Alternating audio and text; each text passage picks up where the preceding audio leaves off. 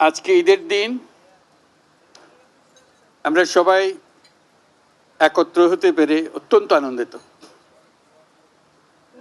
আমার অবস্থা এমন, কারোর সঙ্গে দেখা করা আমার বড় কঠিন বিষয়।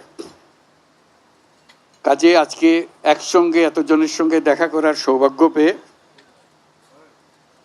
আমি অত্যন্ত কৃতজ্ঞ।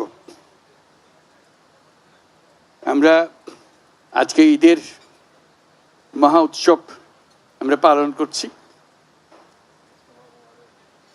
ঈদের বাণীটাই হলো নিজেদের মধ্যে সমঝোতা, অতীতকে পেছনে রেখে সামনের দিকে এগিয়ে যাওয়া। সমাজে এরকম যে একটা দিন আমরা স্থির করতে পেরেছি, আমাদের ধর্ম আমাদেরকে দিয়েছে, এটাই আমাদের জন্য একটা মস্ত বড় আশীর্বাদ। একটা দিন, এবং সেটা যেমন তেমন দিন না, যেমন তেমন ভাবে দেখা করলে হয় না, কোলাকুলি করতে হয়। এটাই ধর্মের বিধান। আমরা কোলাকুলি করি, সবাইকে আপন করে নেই।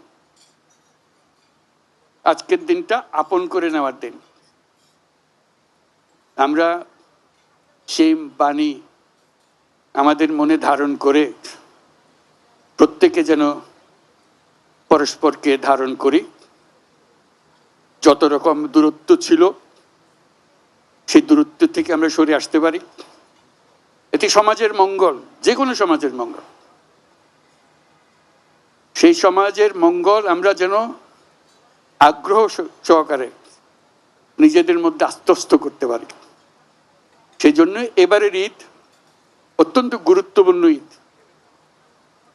যাতে আমরা পরস্পরের কাছে আসি, পরস্পরের দূরত্ব থেকে আমরা সরে আসতে পারি, জাতিকে সমাজকে ঐক্যবদ্ধ করতে পারি।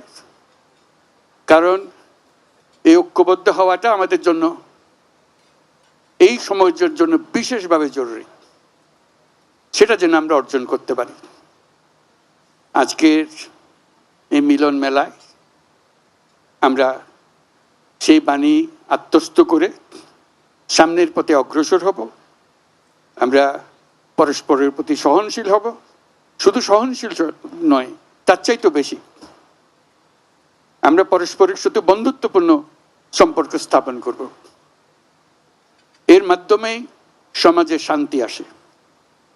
বাংলাদেশে শান্তি অত্যন্ত জরুরি। সে কথাটা যেন আমরা মনে রাখি, প্রতিদিন মনে রাখি। আজকের দিনটা আমরা প্রতিদিন স্মরণ করি। আমরা দেশে শান্তি চাই, যাতে মানুষ নিজ মনে নিজের আগ্রহে দিন চলতে পারে, কারো ভয়ে, কারো ভীত হয়ে, কোনো ভয়ে ভীত হয়ে তাকে চলতে না হয়। আমরা সবাই সবার মঙ্গল কামনা করি। জাতির জন্য শান্তি চাই এবং পৃথিবীর জন্য শান্তি চাই। আমরা সারা পৃথিবীর জন্য আমরা শান্তি চাই। Your Excellencies, I'm just emphasizing that this is a day for unifying the nation, unifying the people, so we can overcome all our distances, all our differences, and build up unity among us. And the nation needs that unity, particularly this time that we are passing through our history. It's very important. So I hope you will help us to build this unity and move forward. Bangladesh deserves more.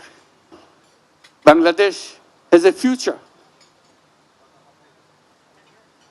which has not been explored. We want to explore that. We want to make that future come true. So that's where it begins, unifying the nation, building the nation to move forward. Let's do that. Thank you very much for your patience. Eid Mubarak again. Thank you.